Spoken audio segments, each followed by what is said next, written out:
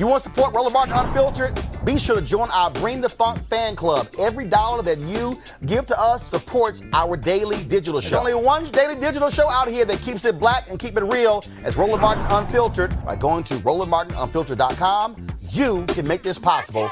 All right, folks, it pretty much was a shit show today on Capitol Hill as Corey Lewandowski testified before the House Committee dealing with the Mueller report. Congresswoman Sheila Jackson Lee, of course, one of the top Democrats on the committee, had an opportunity to question him. And you can pretty much guess how the questioning went because it's not like Corey Lewandowski isn't a complete ass. So watch this. Good morning, Mr. Lewandowski. I'm questioning you right now. Thank you. The president asked you, who had no role at all in the White House, to deliver that message to Attorney General Sessions. The president could have just picked up the phone himself at any time and called the Attorney General. The president also had a full staff of executive employees right down the hall. So this made me wonder, if the president thought what he was doing was legal, why didn't he just pick up the phone and call the Attorney General Sessions? Or why not ask any member of his staff who worked right down the hall to deliver a message? It is clear to me that the reason he went to you, Mr. Lewandowski, is because everyone said no. So I want to ask you about that. 2 days before meeting you, the president had called White House counsel McGahn at home on a Saturday to fire the special counsel, saying, and you can see that on the screen, Mueller has to go. Call me back when you do it. Plain and simple. But McGahn refused. When the president asked you to deliver that message, did he, the president, tell you that 2 days before your meeting, his White House counsel had refused to fire the special counsel? Volume 1186 is where you'll find that language. Volume 2. When the president asked you, did you hear the question? I'm sorry, could you repeat the question, Congresswoman? When the president asked you to deliver that message, did he, the president, tell you that 2 days before your meeting, his White House counsel had refused to fire the special counsel? The White House has directed me that I not disclose the substance of any conversations with the president. You are not allowed to answer whether the president told you he called his counsel at home on Saturday to remove the special counsel, and his counsel said no. The president had also personally called Sessions at home and asked him to unrecuse himself and oversee the special counsel's investigation, and Sessions said no.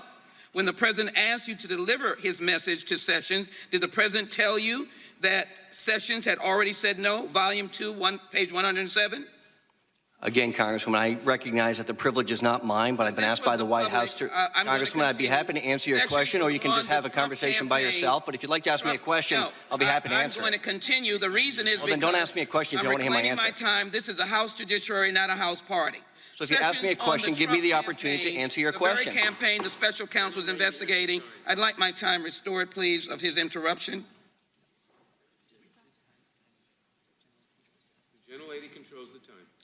So he was a witness to the special counsel's investigation. For that reason, Sessions said publicly that federal law prohibited his involvement in the special counsel's investigation. Here's a quote from the report from volume 2, pages 49 to 50, which is on the screen. You can read that. Yes or no? Did the president tell you that the Attorney General was legally not allowed to take any part in the special counsel's investigation when he asked you to deliver him a note about that very investigation? Did the president tell you that?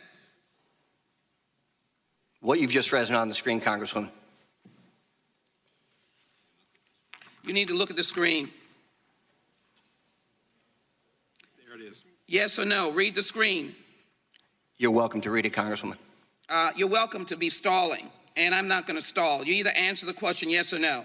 Congressman, I'll take the same privileges that you've had other members. Tell you that nobody at the White House was supposed to even contact the Attorney General about the investigation?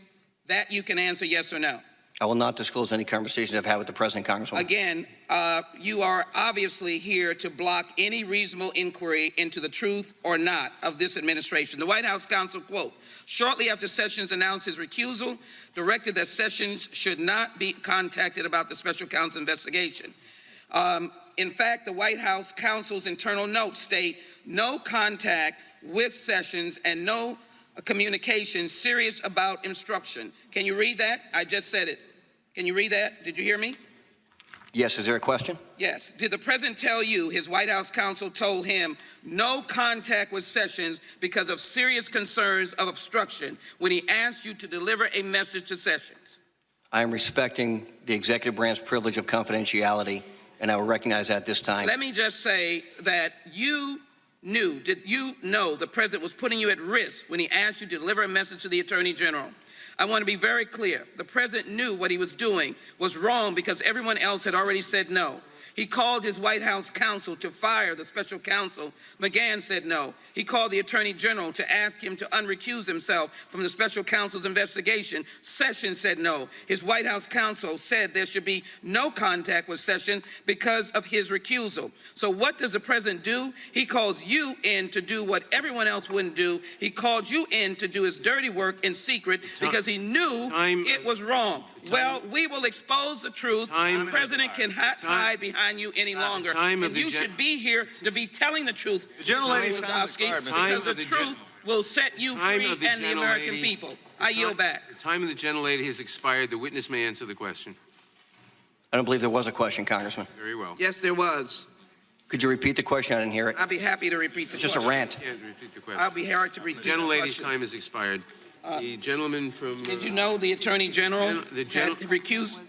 The gentleman from... All right, let's go to our panel. Joseph Williams, Senior Editor, U.S. News and World Report. We have, of course, Kelly Bethea, Communications Strategist, Malik Abdul, Republican Strategist. Joseph, how in the hell can the White House assert executive privilege for somebody who never worked for the White House or the American people? What Donald Trump is doing is beyond shameful to suggest that you can exert or assert executive privilege, not only people who still work there, but folks who used to work there, and for folks who've never worked there. It's ridiculous. I mean, there's no legal justification for what he did or what he was saying, but this has been their game plan all along. I mean, anybody who's remotely connected to Donald Trump since the campaign or before the campaign, when they come to testify, they execute the same game. They don't want to say anything. They dare the committee to hold them in contempt and dare the legal process to start, which basically is stalling in a way. Kelly, this committee should hold him in contempt and throw his ass in jail. I don't see why that didn't happen on the spot, because all the pieces were there in order to do so. He flat out refused to answer the Congresswoman's question. There were no grounds for him to not answer the Congresswoman's question. So in my head, and in common sense's head, rather, you know, this was contempt. Like, he was in contempt of the panel, of the committee. So I don't understand how he's not in jail right now. I don't understand how he even thought that executive privilege extended to somebody who's not an executive. You know, I mean, it's very, very common sense. It's not complicated stuff. If anything, he's making it more complicated by, you know, going back and forth with a congresswoman. So the fact that he's free right now is just ridiculous. So Malik, was your boy Trump think he above the law, that he can tell somebody, how do you assert executive privilege when you never worked for the White House? Oh, I mean, I don't know. I can't speak for that, but I can speak to the fact that this was pretty much backfired on Democrats. No. I asked you a question. Well, I don't know. I don't know the you don't know? First of all, executive... Well, I don't work for him. Malik, executive privilege. You can apply that when somebody is working for you at the White House. Yeah. Corey Lewandowski never worked at the White House. That's absolutely And true. so it doesn't offend you that Donald Trump is trying to operate above the law. He wants to deny Congress its duty to properly investigate the executive branch when you got 3 branches of government. It doesn't offend you? Well, I'm pretty sure that whatever it is that Congress can do to remedy that, they're going to do it. No, that's not what I asked you. What I asked you is, does it offend you that the guy who you voted for and plan to vote for again believes that he is above the law and that he is actually spitting on the Constitution and making things up to say you can't testify, to send White House lawyers to sit behind Corey Lewandowski when he never even worked for the White House? Well, from what I've been hearing all day, there seems to be some discussions on whether or not he's actually allowed to do that. But no, that's not allowed to do what? He's not allowed to do that. Well, but he did. So, okay, let me flip it. Let me flip it. If a Democrat president chose to flout the law and to assert executive privilege where there is none, would that offend you? Probably not. It wouldn't offend you? Probably not. Malik, that's bull. Well, you asked me the question. Malik, so either you're going to answer you trying for me, to? So you're saying? You're saying you're perfectly fine. I'm giving you the answer that you asked. So me. you're perfectly fine. It's not a matter of me being perfectly fine. It wouldn't bother you? You said whether or not it would offend me. Would it bother you? And I would say probably not. Would it bother you? Maybe. Would it concern you? Maybe. So it's not big a deal to break the law, to flout the law? Well, either you're going to. Do you believe the president is above the law? No, I don't believe the president is above the law. So what is this? Or not. But I've seen a lot of these things in politics in general, that where politicians or even presidents do things that people question. Hold on. So show me an example where the president of the United States has asserted executive privilege for individuals who did not work for the White House. I don't have it. I don't have it. No, but you just said I've seen these things. Well, I said I've seen these things, meaning presidents flaunting laws to their advantage or what have you. Okay, but this is the case where I answered that question. You asked me whether or not if there were a Democrat in office. You asked me would I be offended, and I said yeah, and I said probably not, because that's actually how I feel. Now, so you're perfectly fine with it? And then you followed up and said, well, would it bother you? And I said, well, probably so. So it's either going to be if it bothers me. Hold on. But that's probably slow. Probably slow. So well, probably so or something that we don't know. That's a hypothetical. Probably so is not it bothers Okay, me. but it's still a hypothetical. Probably so means but it's still a hypothetical. And so for this is not hypothetical. For all of well, your question was a hypothetical, was it not? Okay, so are you bothered? Are you concerned? Are you? Yeah, that concerns me. Let me finish. You asked me whether or not I was offended. Let me finish. Are you bothered, concerned, or offended that a president of the United States, in this case, Donald Trump, would flout the law and would literally say, you don't say a word when he never worked for the White House? Sure. Absolutely. Joseph, this is a trip.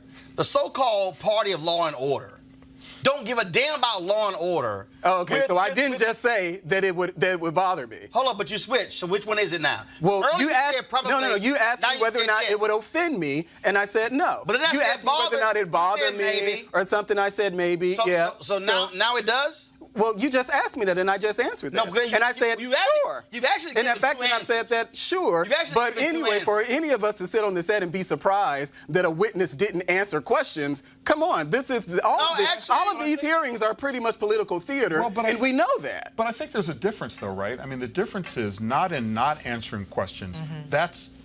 You're absolutely right. That happens fairly frequently. Right. But the difference is in exerting a privilege that doesn't exist. Maybe not. I mean, that does not maybe exist. not. It doesn't. It really doesn't. It doesn't. Well, it did today. Well, it did because no, it didn't. Well, it didn't answer the question. You're sort of like saying, hey, the Detroit Lions won a Super Bowl.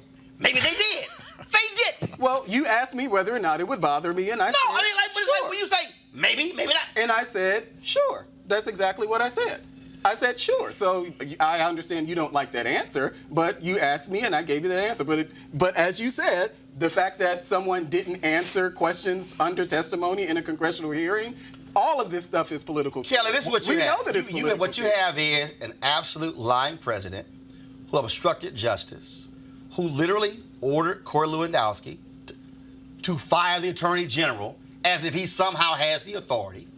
When you had White House lawyers, Don McGahn, saying that is obstruction of justice, now you have a president further obstructing justice by ordering people or asserting executive privilege that doesn't exist because he wants to stymie Congress from doing its job. He acts as if that there are not three branches of the government. But even with all of that, I'm still concerned with how Congress handled this hearing today, because they still have tools at their disposal to punish those who are doing these things. If not the president, because we do have the policy that the president can't be, incarcerated while he's president or something like that. It's a policy. Right, it is a policy. There's a memo. It's an No, it's not policy. It's a memo. No, there's a legal memo that was written in a Department of Justice, to protect a thuggish president named Richard Nixon. Right. That's sort of like having my jail cell my jail cell inmate write a letter on my behalf. Right. Both of us in prison. No, okay? I got you. I mean, I just find it offensive that they're still following a legal memo written by an attorney, by a DOJ, to protect a criminal president again. I got that. There's no disputing that. What I'm saying hilarious. is, considering that they are following it, that's what we got right now. But that's still the executive branch. We still have a legislative branch that has tools at their disposal to punish those in the executive branch doing the wrong thing. And for whatever reason, should have cuffed his ass. They're just not today. doing And it. they didn't. They didn't do it. And they should had have. everything at their disposal just today. We're not even talking about the Mueller hearing or anything else, anything that has been on any other investigative panel. Just today, he could have gone to jail based off of what the legislative branch can do. And he didn't go for whatever reason. I mean, we do have to blame the Democrats for that because they're the majority right now. So, you know, as someone who is a progressive, you know, I can call him out on that because that's ridiculous. Like, you're letting criminals go. And for what? Like, there's no rationale behind that. What we're dealing with here, folks, is a lying administration. First of all, a president who lies about lies. I mean, that's what gets me. I mean, not just lie, but he'll lie about a lie. And then asserting this privilege. This is where Democrats should be tough. And I'm going to tell y'all right now, if Obama tried any of this, oh my God, Mark Meadows and Jim Jordan and all the Republicans would be Sean Hannity, Lou Dobbs, Laura Ingraham. They would have lost their ever-loving minds.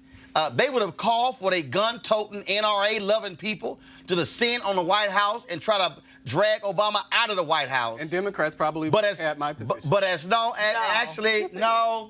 See, that's the difference between Republicans and Democrats. No, not in it. It's all political No, the reality is, because see, I'll tell you, Democrats ran out a senator accused of sexual harassment. On mere allegation. On a mere allegation. Forced him to resign. Your party. Who? Al Franken. Al Franken. No, and I'm saying, who are you saying that's been accused of sexual misconduct who's still in office? It's not. Okay, first of all, remember the boy from Texas, Blank Farrenhold, who stuck around for a long time? I don't even remember him. You don't remember him? Okay, gotcha. He the name doesn't. I don't know the name. Remember the guy called Senator David Vitter? Guy who was busted. His name was in the phone book of the after the Me Too era. The Washington, Was this D.C. before? matter. Or this No, before what or I'm saying after is Me Too? he served out his term. Right, but I'm saying, was this before or after Me Too? Because I think Me Too kind of changed the dynamic. No, not on the Republican side. But that's the only reason that Franken was out, because of what we were going through. No. What I'm telling you is, Democrats have done a much different job of holding their own accountable than your party. Well, y'all let it ride because you ain't trying to lose no vote. Well, again, I think the Me Too era changed the dynamic of how we look at those things. Now on the Republican side, and that's something that. Go ahead, Joseph. Mark Foley was a pretty big deal. Mark Foley, the congressman from the senator from Minnesota. Mark Foley, Republican. No, from Republican. He was from Florida, but I'm talking about the guy in the airport from Minnesota. No, he was the guy in the airport from Idaho. No, he's from Minnesota. There was like. Hell, that's two. Yeah. Well, that's but I mean, but they both, the allegations kind of surfaced. They lingered. I mean, even the speaker, Dennis Hastert. Dennis Hastert was a big one. Jim Jordan's another one. He's still around. Jim Jordan has been accused. Jim Jordan. I don't think.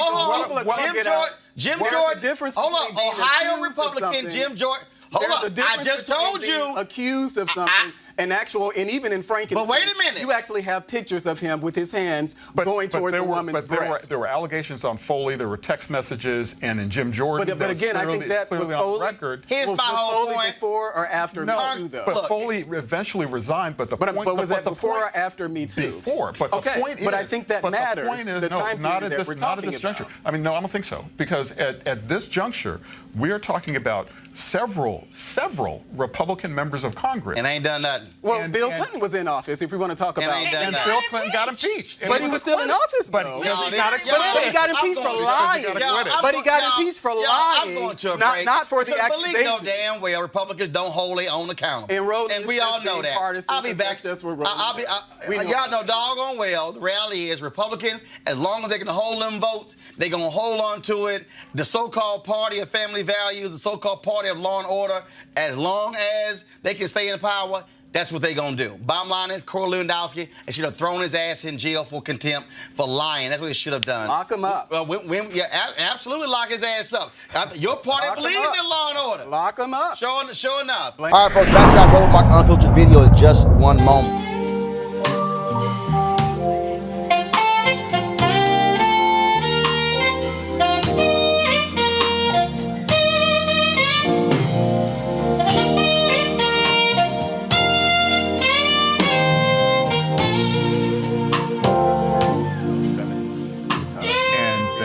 right, folks, that's my homeboy there, Gerald Albright, one of the folks performing at the Luxe Jazz Experience in Cabo, November 7th through 11th. I'm going to be there as well. Weekend-long event held at the Omnia Day Club in Los Cabos, nestled on the Sea of Cortez in Los Cabos, Mexico. Folks, it's going to be an amazing time over those 4 days. We're going to have lots of great food and drink and golf and spa, health and wellness, you name it. The second annual Luxe Jazz Experience. Of course, some great people, entertainers are going to be there. Comedian Mark Curry, Gerald Albright, Alex Bouillon, Raul Madan, Incognito, Pieces of a Dream, Kirk Whalum, Average White Band, Donnie McClurkin, Shalea, Roy Ayers, Tom Brown, Ronnie Laws, and Ernest Quarles. I'll be broadcasting Roland Martin Unfiltered for that Thursday and Friday there as well. And so we want you to be in the house. It's going to be a great time. Go to lifeluxejazz.com, LIFELUXEJAZZ.com for more information. Packages are going fast. You also want to book it soon so your airline tickets are not crazy high. So go to lifeluxejazz.com. Now back to your Roland Martin Unfiltered video.